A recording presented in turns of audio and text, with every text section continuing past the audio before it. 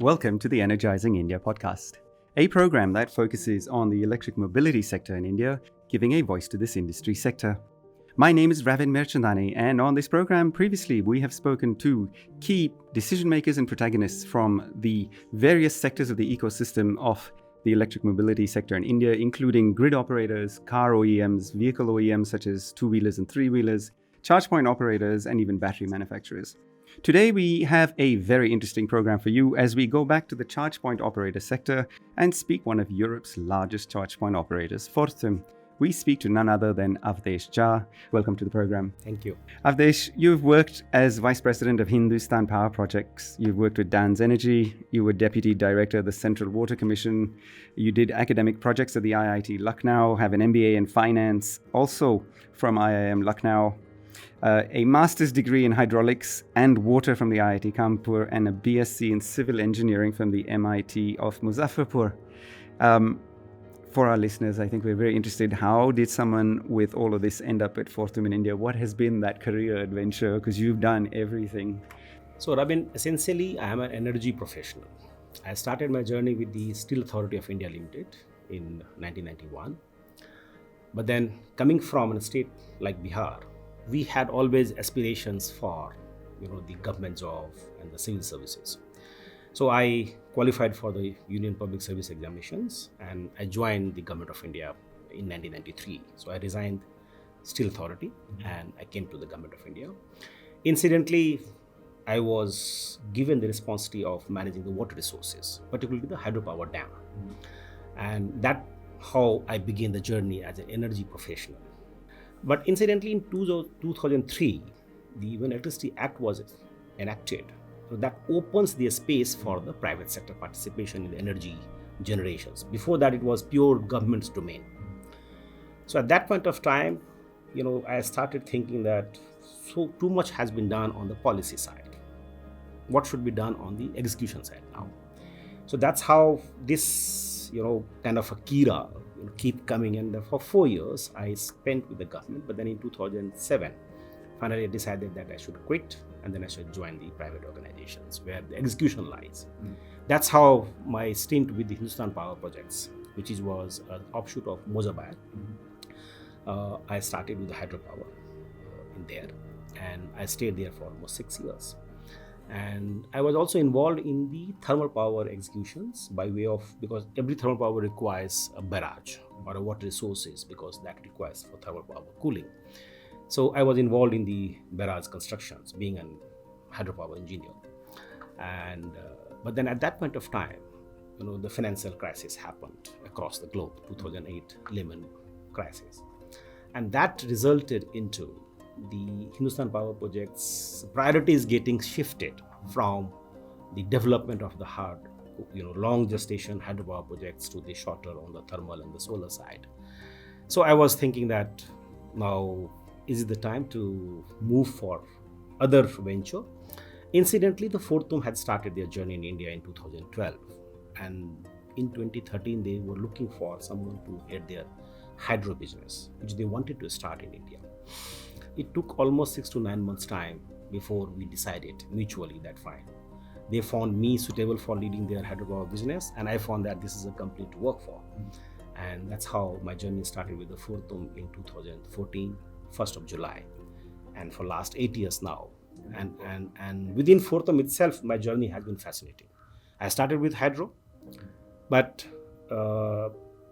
because of the global issues, the company decided that we will not pursue. So finally we decided that hydro we will put aside and then we'll pursue the other projects. So I was given the responsibility of then managing the solar assets. So I worked there for 3 years, and parallelly I was also responsible for establishing the sustainability business of Fortum, because being the European company, being the foreign, the Finnish company, we focus a lot of things on the safety, the sustainability, the environmental aspects of that one. So they wanted someone to lead that one. So I was responsible for that one. But in 2017, we thought that India is a huge market as far as automobile is concerned. And since we had already done for 6 years, 7 years in Norway, the setting of the EV charging infrastructure, we internally deliberated that is there any potential for being into this business in India. And that's where I started my journey on the EV. So the oldest company probably being a CPO in India, I'd hazard. So Fortum, as you said, is a Finnish company, a large Finnish utility, perhaps the largest energy company in Finland. You're doing many things across the world, but the largest CPO probably in Europe as well. Both Sunil and I, we go to Europe often. We've got the Fortum app. We've used your chargers across Europe. 2017, there were no CPOs in India. You were the first one. What was that experience launching a CPO in India and having people look at you scratching their heads with DC001 and only the Mahindra E2O available in the market? Yeah, that's a good question. And I take this as a, when I started this, I took it as a challenge, because coming from the government background, I knew that a lot of things has to be done before it becomes a business for any enterprise to start with. So initially we started with the market study itself, that how much is the potential? What is the policy backing this one? In 2015, in fact, the government has come out with some support for the framework for promoting the electric vehicle. And obviously the hybrid was also part of that. But for us, based on our experience, the largest problem was that what would be the status of the electricity? Because electricity by nature in India is a regulated business. You require a license to deal with anything to do with the electricity. And the larger challenge for us was that, will it be regulated? Will it be licensed? And if that is so, that will be then just the beginning of the end of this industry itself. Because this business cannot be done with a licensed and with a regulated entity. At the same time, we were aware, coming from the government background, that yes, the government would be thinking more from the consumer point of view, and they believe that these should be regulated. So that's where we started, and we were alone at that point of time. And remember that the PSUs, they were coming quite big, because the government was trying that probably this is a non-viable business, so they should promote only the PSUs. So like NTPC, PGCIL, and others, they had started coming up at that point of time. Though in private sector, we were probably the first CPOs on the private side. And obviously then other peoples also started coming in. And in 2018, the Ministry of Power came up with this one. So when we started as a company, we had this, that once we sort out this challenge, then India being the fourth largest car market, this would be huge market to be in. And it's early, the better it is. That's how our thought process was, and that's how we started. So that was 2017. You were on the ground in 2018. It was still a very nascent market, 2018. That's when we started looking at making DC fast chargers, for example. Today, 2022, 4 years after, it's completely different, right? In fact, I often tell the story. We were in the Warwick Manufacturing Group battery lab in the UK, which is right next to the Land Rover factory near Solihull. And we were taken to a secret room where we saw every Tata model in late 2018, every Tata car model being tested under lithium. And it was a big message to us, okay, that this market is upon us, because if Tata is doing this without having made any announcement, it's coming in a big way. Now we all know that the Nexon was launched. There was lots of problems with the Nexon in terms of it being an EV, which everyone's trying to address. But 2018, 2022, two very different pictures now. Has that evolution been pretty much as you estimated it would, or were you surprised at things along the way if you look at where you were in 2018 to where you are today in 2022?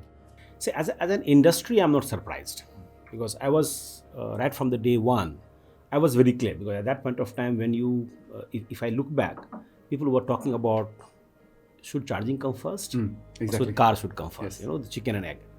I was very clear. And our company was very clear that the charging infrastructure has to proceed. Build it and they will come. Yes.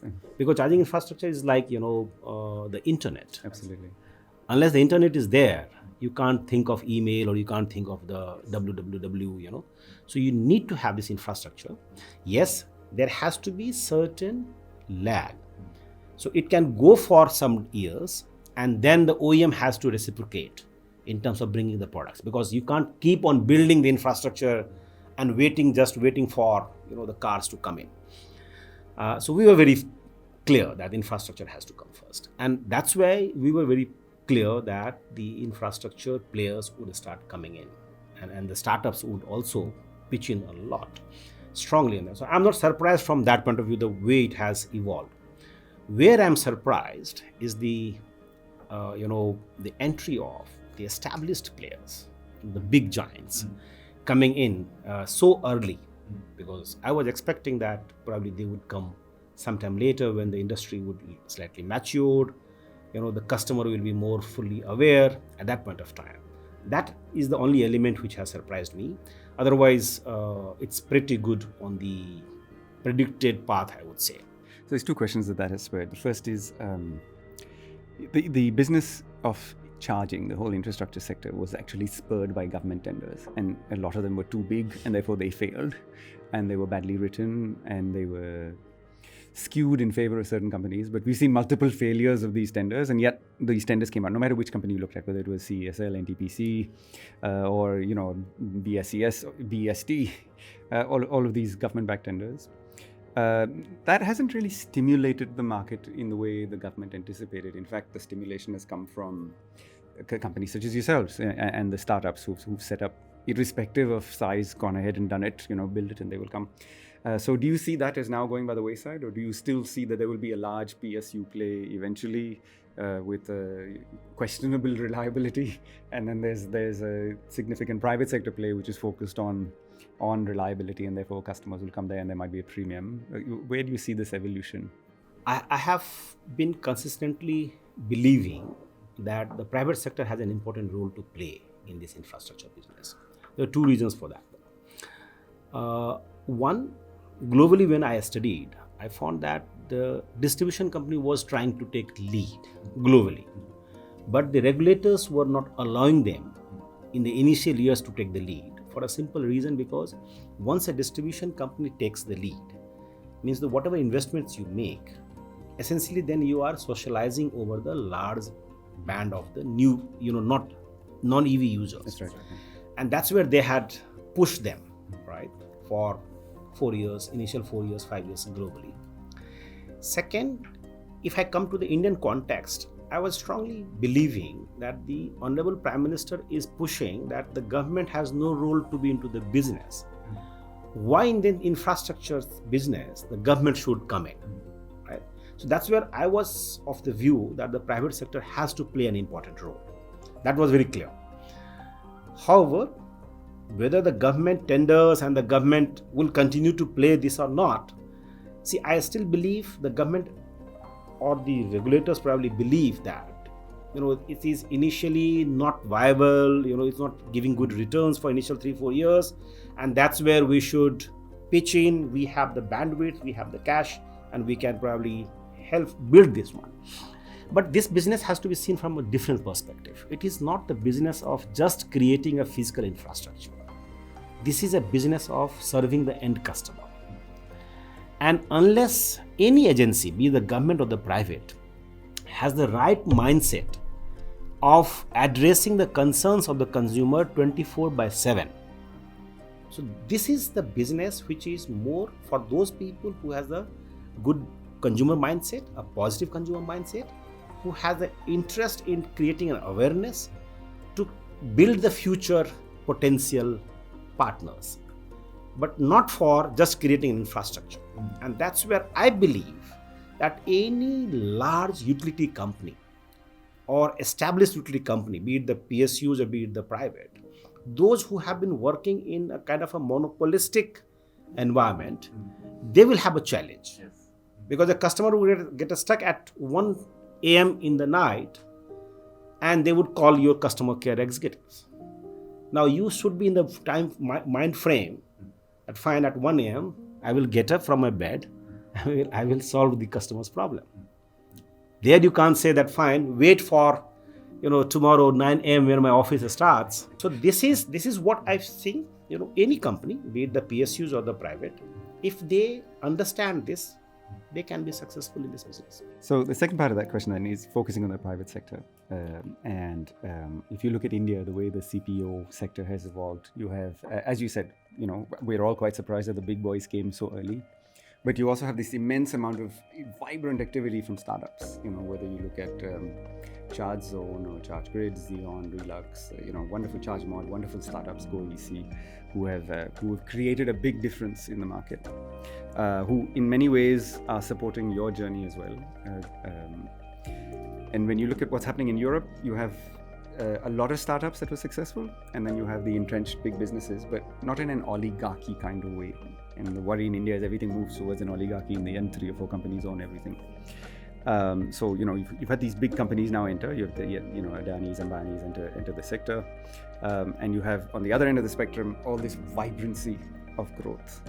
If I were to request you to put your mind to 1,000 days from today, 3 years from today, and forecast from all of your experience how this sector will evolve, are you going to see the vibrancy still exist, or are you going to see many of these startups gobbled up by the big boys, and it becomes a 2 or 2.5 player market eventually in India? See, there are 2 aspects to this business. One is purely on the infrastructure side itself. Second is on the end consumer side itself. Now, as far as end consumer is concerned, when I'm talking of the mobile applications, aggregating and all those things, that is something which probably would be kind of 2 or 3 large players, because that's purely on the consumer side, it's a soft side. It doesn't require a larger investments on the infrastructure. So there you can see 2-3 players being as the dominant, like in telecom, like in telecom, or similarly like in Europe, if you see. But on the infrastructure side, I don't see this is getting in the hand of 2 or 3 players. There are 2 reasons for that. One, India is hugely different than the Europe. You have to cater to the deep rural countrysides as well as to the urban, the highways. When the EV become the mainstream, then every nook and corner of the country has to be serviced with infrastructure. And I don't think it is feasible for any giant to set up the physical infrastructure in all nook and corner of the country. So there I think there is a huge space for many players to be there. Someone will have a larger presence in few geographies, someone will have lesser presence, or someone will not prefer to be on that presence. But the good part is that since the Ministry of Power has said that this is a de-licensed activities, this has opened the avenues for individual householders also to set up the charging infrastructure. So they will also be setting up the infrastructure. They might have only 1 station, they might have only 2 stations, and those would get reflected on those software or the mobile applications, which will be dominated by 2 or 3 players, I would say, right? That's how I look at it. So it's a 2 different business, physical infrastructure separate and consumer facing applications. It's an excellent answer, actually, Awadesh. It's the first time we've seen that clarity.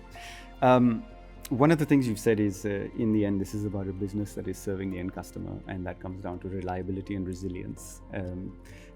My stunning discovery has been, even when I travel through Scandinavia, where you've got the largest amount of penetration of EVs, almost 40 to 50% of fast chargers are unavailable, out of service, for various reasons, because you need so many ecosystems to come together. You need the mobile system to work, the power system to work, the power electronics to work, so many other things to work, climate. And here in India, that will be an immense challenge. And one of the problems we see in India is, in India it's a 0-1 game. It's all L1, and L1 will always be China, because China can make in a day what we make in a year, right? And so they'll always have economies of scale. So there's a natural imbalance in fairness of India versus China.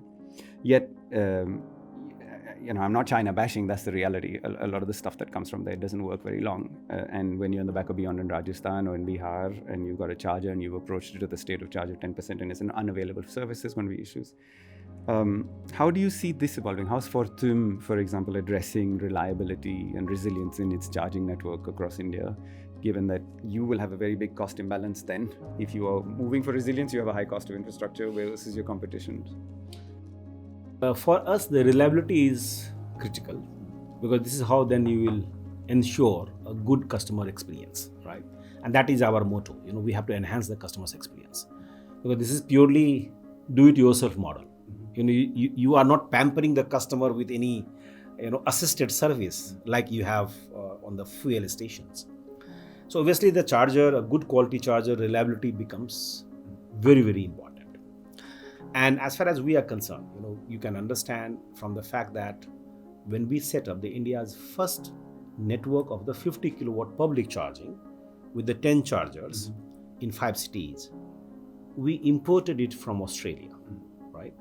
The reason being because we had tested those chargers over a period of 10 years and we found that this is a fantastic chargers and we should give similar experience. We should enhance the reliability of the chargers. So we are not willing to compromise on the quality side, because you can't afford to alienate your customers repeatedly coming to your charger and finding your chargers offline or out of service. For initial couple of years, customer will give you the benefit of doubt because the ecosystem is emerging. But after that, the chargers has to remain online almost all the time. And that's where you have to zero in on to those partners, those manufacturers who commit for changing, even if they might have started with the, you said the Chinese product, though I strongly do not believe that all Chinese products are made in China is necessarily poor, because we are using the mobile, the laptop, everything made in China. It depends upon what specifications you want, what quality you want to serve to the customers. Wherever you can source from any country, as long as you are committed to that specifications, you are focused to that quality, you can find the ways. But that would be something which will be needed, definitely. Awadesh, I want to come to another contentious subject, and I think the bugbear for all of the CPOs in India is the Nexon users group, because there's so much education that has to come, as you said yourself. It's a nascent industry, and we have to help a lot of people understand whether the problem is the charger or the car or something else completely unrelated. The issue of education is a big issue.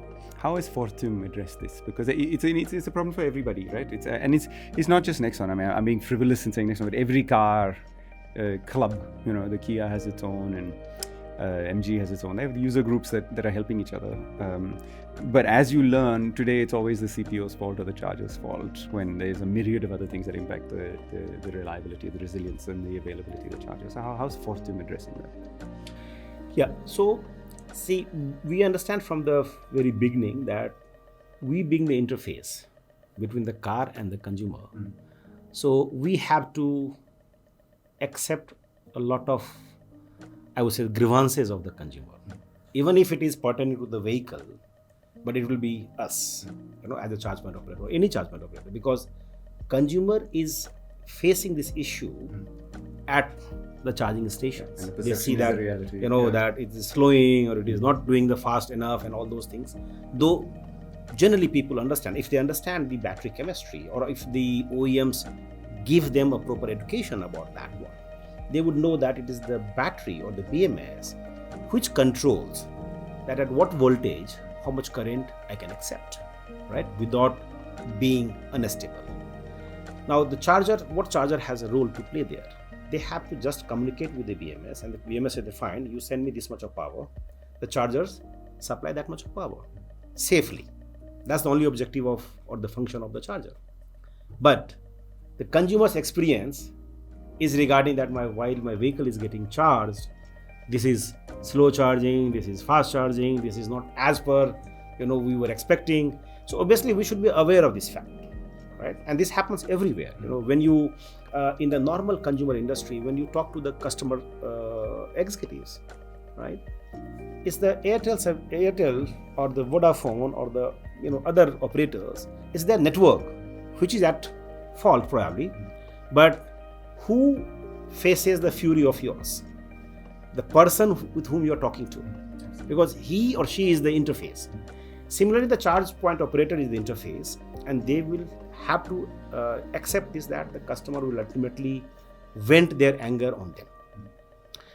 But we believe that ultimately customer has to understand about the battery.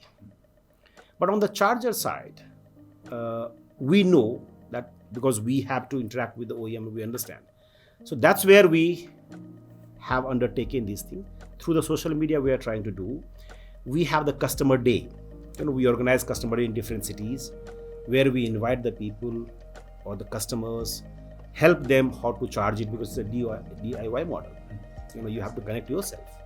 So what are the challenges you might face? How do you address those challenges? Recently we have created one video because we faced that a lot of people are facing these gun locking issues. Now recently we are facing the issues of the emergency button getting pushed on the charger for taking out the guns. Now ideally that should not be. And if you push the emergency button, then as a good EV user, you should again release it once your gun is unlocked, because then you are making this charger available for your fellow next EV user. Otherwise the emergency button pushed, charger goes offline, new person comes in, they face the inconvenience. So we have taken these kind of things through the emails, through the social media, but I think all the stakeholders as an industry, we probably need to come together. OEM, the charger OEM, the car OEM, and the CPOs have to come together and create this awareness. Absolutely right. So I'm conscious you're a busy man, Awadesh. We won't keep you that long. I want to ask you the final question. We ask this question to everybody who comes, all the talent that comes on our podcast. And I apologize, it's a frivolous question, but it always brings a beautiful clarity in the response. And therefore, I'll ask you the question. And the question is this. If you had the opportunity to be the Prime Minister of India for one day, and you could make any decision you wanted to foster faster adoption of electric mobility in India, what would that decision be? Yeah, I think that reminds me the childhood when you were asked to write an essay that if you were the Prime Minister, what would you do? Yeah, see, I think I